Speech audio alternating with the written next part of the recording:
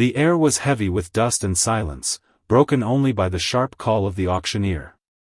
Men with weathered faces and women with hollow eyes stood huddled in the crowd, clutching whatever coins they had scraped together. One by one, young daughters had been led to the wooden platform, their small hands trembling as strangers bargained for them. Some were bought quickly, snatched away with promises of work or marriage. Others lingered longer under the harsh stares before finally being claimed. Each exchange left behind mothers weeping quietly, fathers turning away in shame, and children pulled into lives they never chose. By the time the last girl was led forward, the crowd had grown restless, their interest waning. She was smaller than the others, thin from hunger, her eyes too large for her face. Her dress hung in tatters, patched in places where the fabric had long given up.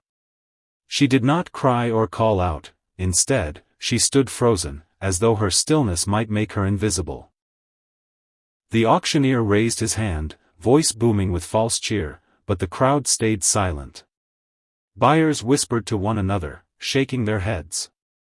She was too frail, too plain, too fragile to be of worth. No hand lifted, no voice offered a price. For the first time all day, the hammer hung in the air without striking. The girl's gaze lowered to the ground, her lips barely moving as she whispered to herself, "Even here, I am unwanted."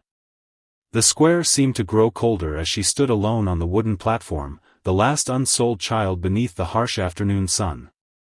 The auctioneer's voice grew sharper, desperate now, echoing against the walls of the buildings that surrounded them.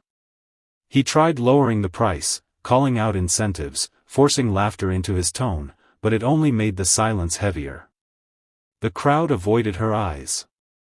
Some shifted uncomfortably, some whispered, and others turned their backs entirely. To them, she was a burden, not an opportunity. The stronger girls had already been chosen, this one was only a shadow, fragile and overlooked. She clutched the fabric of her dress tightly in her fists, though it was thin and worn, offering her no comfort.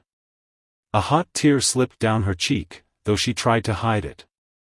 She dared to lift her head once more, scanning the crowd, hoping that perhaps someone, anyone, would step forward.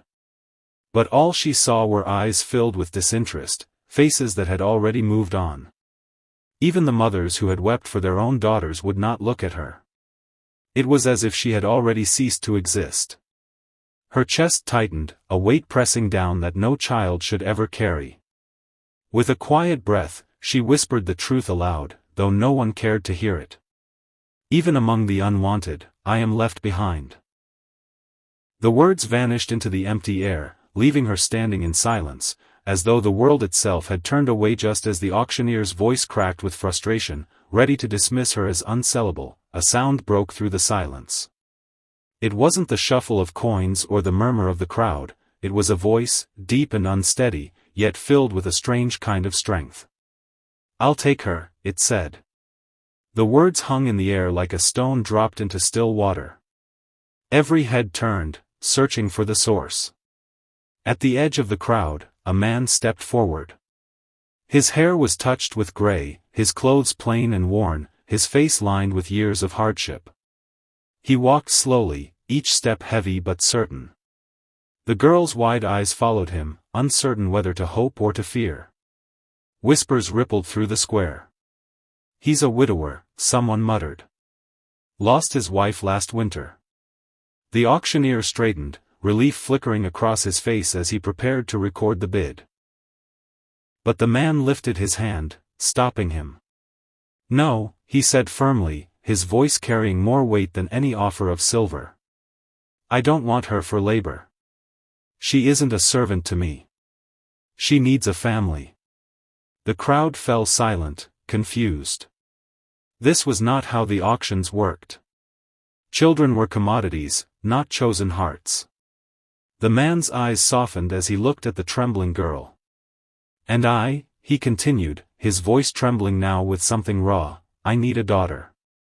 The hush that followed was thicker than any silence before.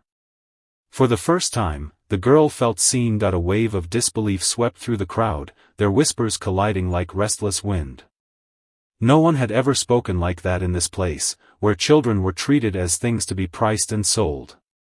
The girl stood frozen, unsure if she had heard correctly, her heart thudding so loudly she thought it might break her chest. The widower moved closer, his step steady, his gaze never wavering from hers. He did not reach for a coin purse. Instead, he lowered himself to one knee before the platform, so his eyes met her frightened ones. His hands, rough from labor, opened gently as though offering her the whole world. "Little one," he said softly, "you are not for sale. You never should have been." The auctioneer sputtered, unsure how to respond, but the man continued, his voice firm yet tender. "I don't bring money. What I bring is my name. If you'll take it, you'll never stand alone again." The girl's breath caught, her throat too tight to speak. No one had ever spoken to her this way, like she mattered, like she was more than a number on a list. She blinked rapidly, afraid the moment might vanish if she moved too quickly. Slowly, she extended her tiny hand, trembling as it hovered over his.